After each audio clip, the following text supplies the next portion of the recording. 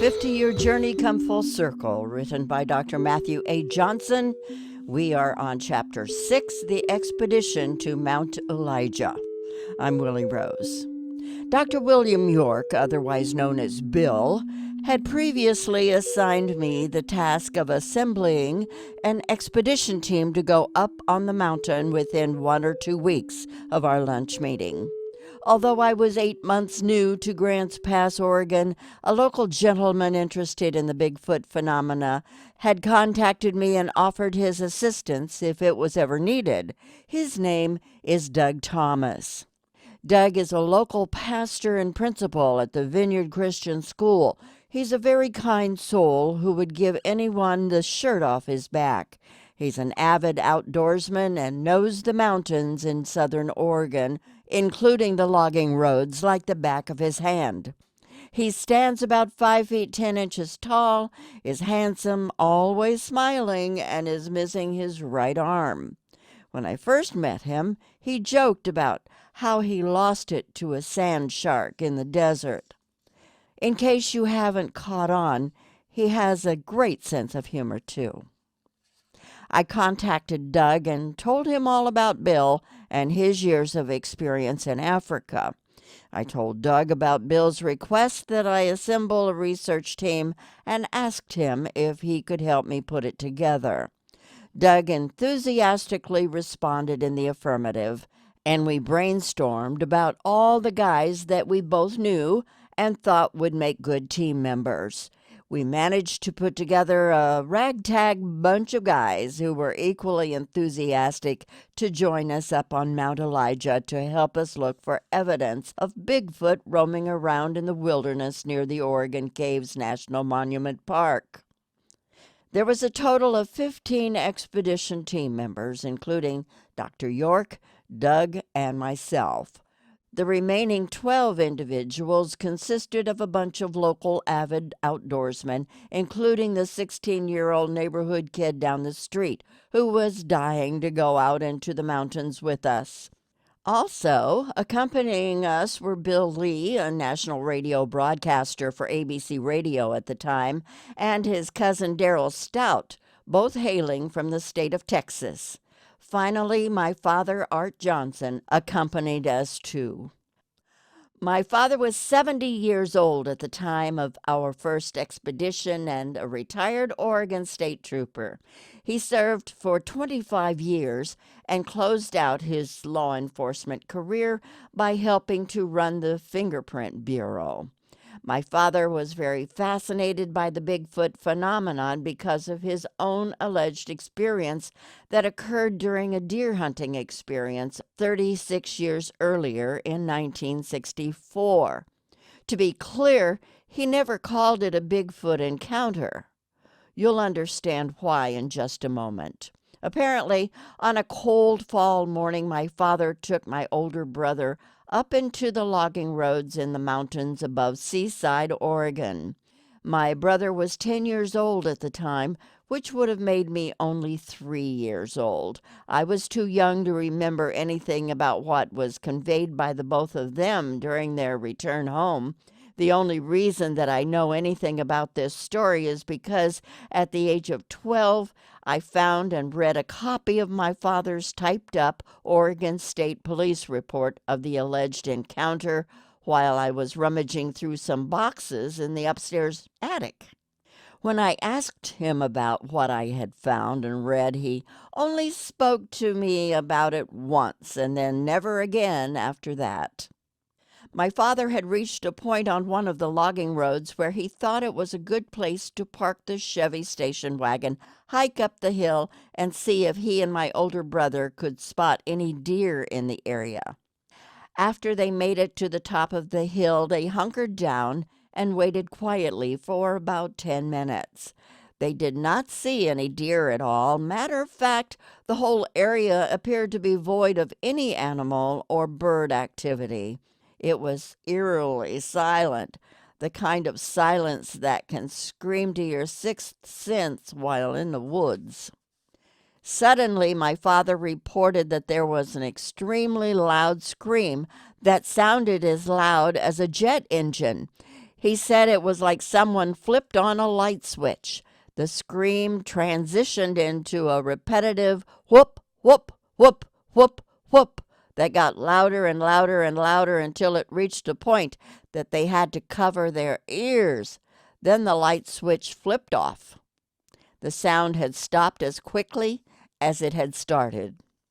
My father reported that both he and my older brother were alarmed and could not tell where the sound was coming from. Still hunkered down, my father decided to make some noises in order to flush out whatever it was that was making the extremely loud noises. Well, my father received a response. It wasn't an audible response. Rather, he reported that something large started running toward them through the brush and trees. My father and brother were high up on the hill, and they were looking downwards from an elevation that was about 100 feet higher than where the mystery screamer was positioned. The next thing that my father reported was very unusual and sent goosebumps up and down my body when I read about it in his report. He described that both he and my older brother heard and saw something running through the brush toward them from below the hill. They could see the brush moving and some smaller trees being pushed over, yet they could not see whatever it was that was running through the brush or displacing the trees. It was as if the aggressive screamer was invisible. He reported that it stopped charging toward them when he raised his hunting rifle and pointed it in the direction of the breaking brush. My father immediately guided my older brother down the other side of the hill that they had hiked up in order to reach the Chevy station wagon. He opened up the front right passenger door, directed my older brother to lay on the floor under the dashboard, covered him up with a blanket, and told him not to move or come out from under the blanket until he returned to the car. My father took his hunting rifle and hiked back up to the top of the hill. He started making noises again, including blowing his nose in order to get the attention of whatever it was that was down the other side of the hill. According to my father's report, the brush started breaking again and trees were being pushed over. However, he still couldn't see anything. The charging stopped. Then he said that he heard what sounded like a clanking, heavy metal door. Then the scream occurred again, followed by the high-pitched whoop, whoop, whoop, whoop, whoop, whoop that got louder and louder and louder like a jet engine. Once again, my father found himself covering his ears with his hands. Then the noise stopped again like a light switch was flipped off. Then he heard the clanking heavy metal door again. Then the charging started coming up the hill again. My father raised his hunting rifle again, but this time the aggressive approach did not stop. My father ran down the other side of the hill toward the station wagon, threw his rifle in the back seat, quickly climbed into the car behind the steering wheel, started the car, put it into drive, and drove like a madman down the logging road to flee the area. 2 minutes later, my father and brother found themselves in a cul-de-sac area at a dead end of a logging road. Needless to say, they were both scared to death. My father reported that he spun the Chevy station wagon around and hightailed it back down the logging road where they had just come from. My father allegedly passed the spot where he had parked the station wagon earlier while driving 50 miles per hour. He returned my older brother to our home and then went to the Oregon State Trooper office located in Astoria, Oregon. He typed up his report and submitted it to his commander. The next morning, he went back up to the area with 2 other Oregon State Troopers. Apparently, they were armed to the teeth with some real heavy-duty firepower. They spent a couple of hours hiking all over the area where the alleged encounter occurred. Other than the broken brush and pushed-over trees, they found no other evidence. No footprints, no hair samples, and no visuals. The only other thing that they did manage to find was a tree located right by the logging road that had been snapped off about 9 feet off the ground, and the top of the tree was laying on the road. Apparently, this happened while they were searching the area.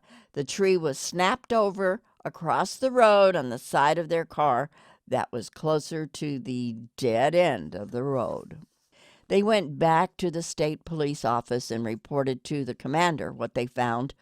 They were all told never to mention the event again. As ordered, my father kept his mouth shut. He filed a copy of his report in a box in the attic and never mentioned it again until I found the report.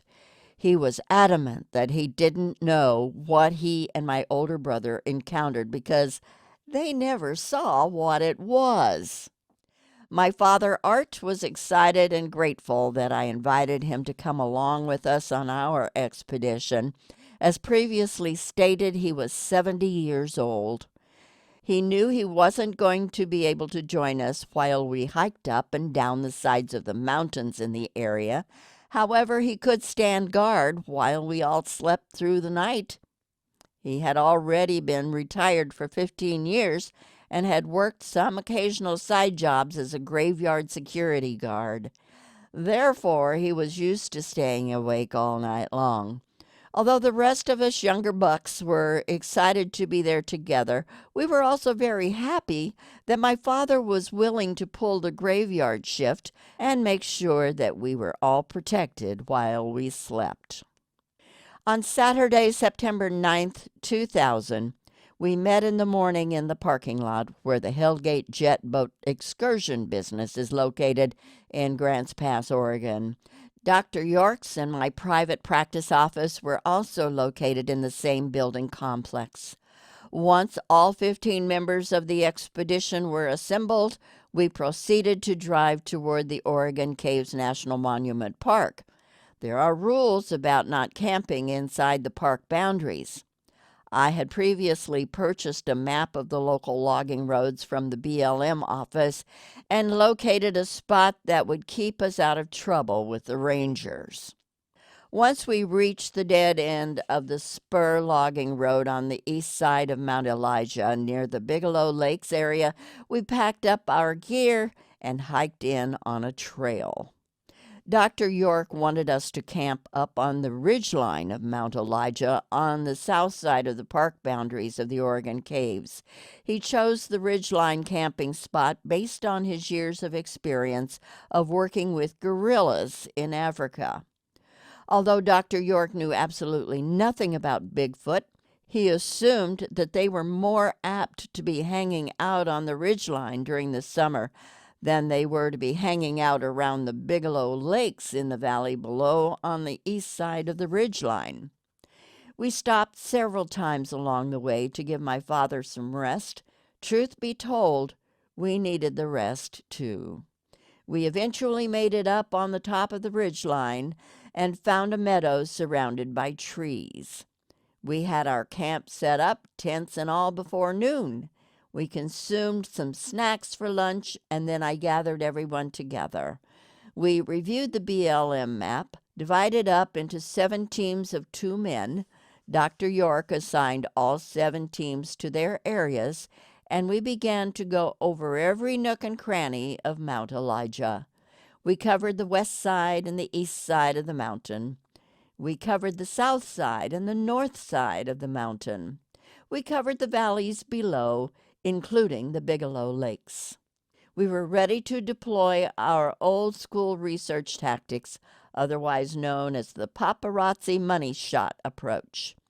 In a nutshell, this approach philosophically believes that the Bigfoot species are descendants of Gigantopithecus, which is Latin for giant mountain ape.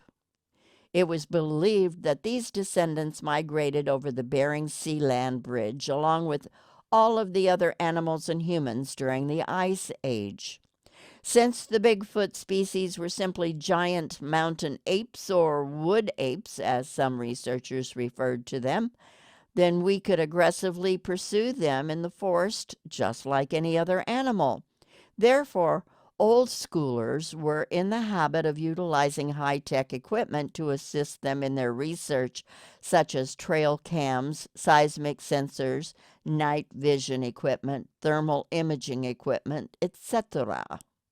After hours and hours of relentless searching, all expedition party members returned to our base camp, hidden in the meadows surrounded by the trees on top of Mount Elijah. It was late and the sun was starting to go down. We scrambled to get our dinners ready. Some gentlemen simply brought sandwiches or snacks. Others brought camp stoves so they could cook up their dinners. While we were eating, we all shared the evidence that we had found in the area. We found all sorts of very large human-like looking footprints.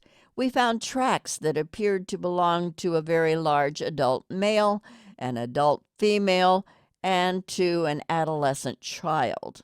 We also found one sunning area and 3 bedding areas that were all freshly used. We also found scat piles. After we were all fully fed and done sharing about what we all found, I waited for about an hour and then pulled out my Ghetto Blaster stereo box. I had managed to create a cassette tape of a repetitive loop of a very loud and annoying crying baby. I played the tape over and over again and again for over an hour while I was cooking up some bacon in a frying pan. No man and no animal could resist the alluring aroma of bacon cooking in a frying pan. By the way, the theory of playing the repetitive loop of a crying baby over and over again and again was that it would either sound like a wounded animal and bring in the Bigfoot, or they would simply be curious about the crying baby and want to come in and take a peek. This theory made sense to me.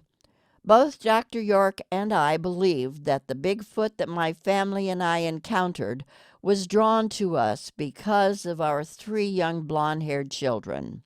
Why not try playing a repetitive loop tape of a crying baby? Also, who could resist the aroma of bacon frying in a pan? Guess what? It worked. We were all exhausted and started dropping like flies. Dr. York and I were the last ones to hit the hay right around midnight. We were all sound asleep in our pup tents and snoring up a storm. All of us except for my 70-year-old father, who was up guarding the camp. He had slipped himself inside a sleeping bag and then sat still in a camp chair in the middle of our base camp. He was hoping that he looked like a stump. 3 hours later, he was kicking at my feet, which were sticking outside my pup tent because I'm almost 7 feet tall.